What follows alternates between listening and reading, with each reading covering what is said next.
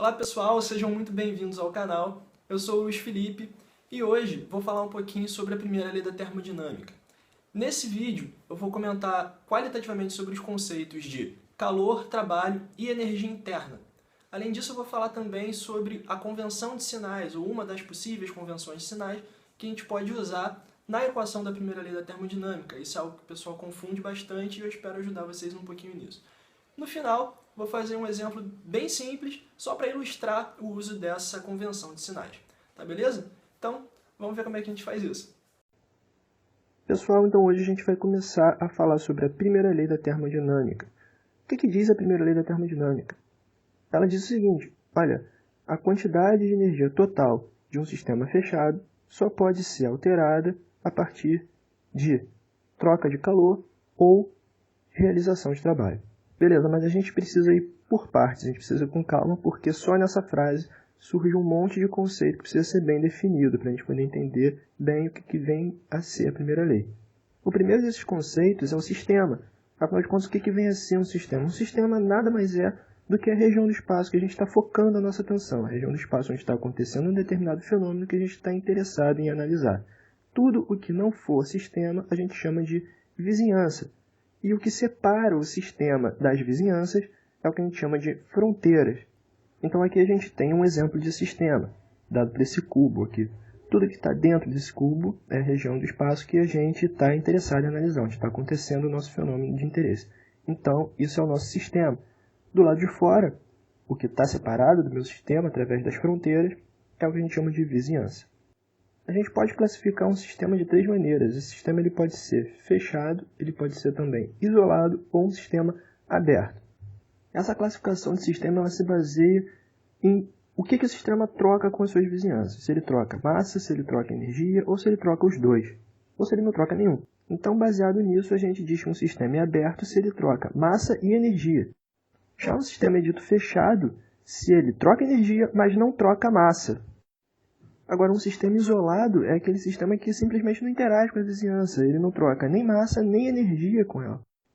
Então, com isso, com essas definições, a gente já consegue entender a primeira parte da lei da termodinâmica. A primeira lei da termodinâmica que fala sobre sistemas fechados. Então, ela fala sobre um sistema que não troca massa com as vizinhanças, só troca energia. Agora, ela não fala só isso. Ela fala sobre a variação de energia interna de um sistema fechado. Então, a gente precisa saber o que vem a ser a energia interna de um sistema fechado. A energia interna de um determinado sistema é a energia intrínseca desse sistema. Ela é resultado da soma das energias cinética e potencial de cada molécula do meu sistema. Por essa razão, ela é uma propriedade extensiva, ou seja, ela é aditiva em massa. Quanto mais massa, maior a energia interna. Além disso, a energia interna também é uma função de estado. Ela só depende do estado em que o sistema se encontra. A gente pode escrever isso matematicamente, dizendo que a variação da energia interna é definida como o valor da energia interna no estado final menos o valor da energia interna no estado inicial, de maneira que essa variação não depende do processo, só depende dos estados final e inicial.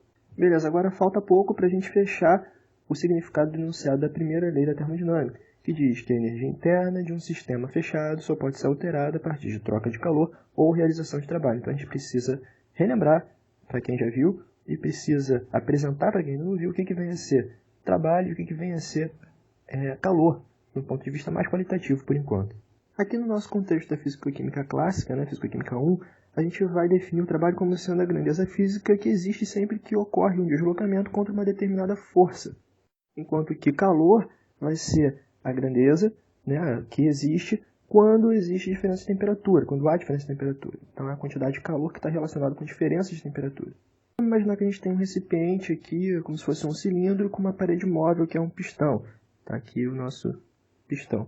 Para esse gás se expandir, ele vai ter que vencer que força? A força da pressão atmosférica, que está aqui do lado de fora, vamos chamar de pressão externa. Uma pressão externa qualquer que está sendo exercida sobre a parede externa desse pistão. Então, se esse gás quiser causar um deslocamento nesse pistão, nessa parede móvel, ele vai ter que vencer essa força externa. Quando ele faz isso, as moléculas se afastam mais, interagem menos e, portanto, a energia do meu sistema diminui. Já no caso contrário, quando esse sistema ele é comprimido, ou seja, quando a pressão externa vence a pressão interna, né, e o pistão se move no sentido de comprimir o sistema, as moléculas ficam mais próximas, interagem mais e a gente aumenta a energia interna desse sistema. Então, olhando do ponto de vista do sistema, a gente pode concluir o seguinte: quando o sistema realiza trabalho sobre a vizinhança, a energia interna do sistema diminui, né? É o caso quando o sistema se expande. Já quando a vizinhança executa um trabalho sobre um sistema, que é o caso é quando o sistema é comprimido, a energia do meu sistema aumenta.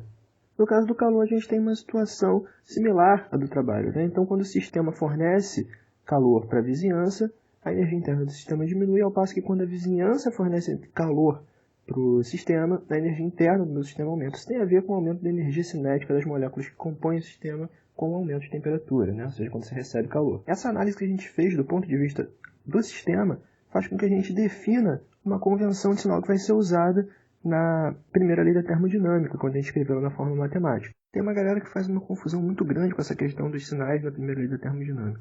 É que a gente vai simplificar e vai dizer o seguinte: tudo que sai do sistema tem sinal negativo, tudo que entra no sistema tem sinal positivo. Então, como é que a gente escreve a primeira lei da termodinâmica de maneira matemática? A gente já viu que a variação da energia interna a gente escreve dessa forma, né? E o que diz a primeira lei da termodinâmica? Que a variação interna de um sistema fechado acontece devido à troca de calor ou realização de trabalho. Então, essa variação interna do meu sistema fechado, a variação da energia interna do meu sistema fechado, ela vai ocorrer devido à troca de calor, que a gente vai representar por Q, e pela realização de trabalho, que a gente vai representar por W. E é aqui, nessa parte, que aquela de convenção de sinal faz sentido. Por quê? Porque se eu recebo calor, essa grandeza aqui é positiva, e se eu forneço calor, essa grandeza aqui é negativa. Ao passo que, se o meu sistema executa um trabalho sobre a vizinhança, esse meu trabalho vai ser negativo, e se a vizinhança executa trabalho sobre o meu sistema, essa grandeza vai ser positiva. Era isso que eu estava falando quando me referia à convenção dos sinais. Essa equação ela vai ser escrita mais adiante na sua maneira diferencial, né? Ou seja, du igual a um dq mais um dw.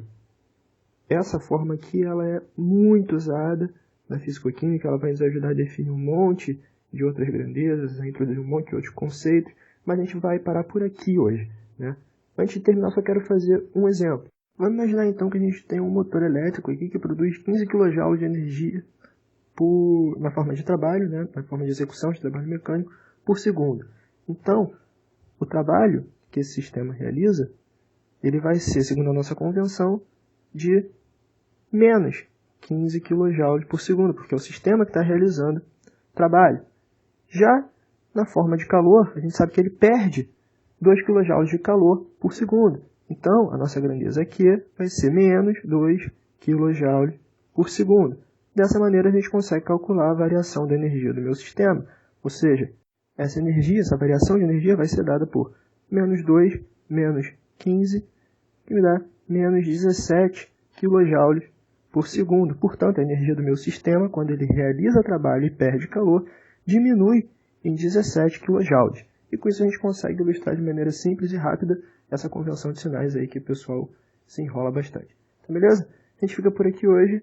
Até a próxima, pessoal. Galera, esse foi o nosso vídeo de hoje. Eu espero que vocês tenham gostado, tenham curtido, tenha desenrolado um pouco a cabeça de vocês. E se você achou esse vídeo útil, te ajudou em alguma coisa, dá uma curtida, deixe seu comentário, sua sugestão. Se teve alguma dúvida também, você pode deixar aqui embaixo que a gente vai trocando uma ideia, tá beleza? E não esqueça de se inscrever também no nosso canal, nos seguir nas redes sociais, vou deixar os links aqui embaixo para vocês terem acesso, tá ok? A gente se vê no próximo vídeo. Um abraço, tchau, tchau!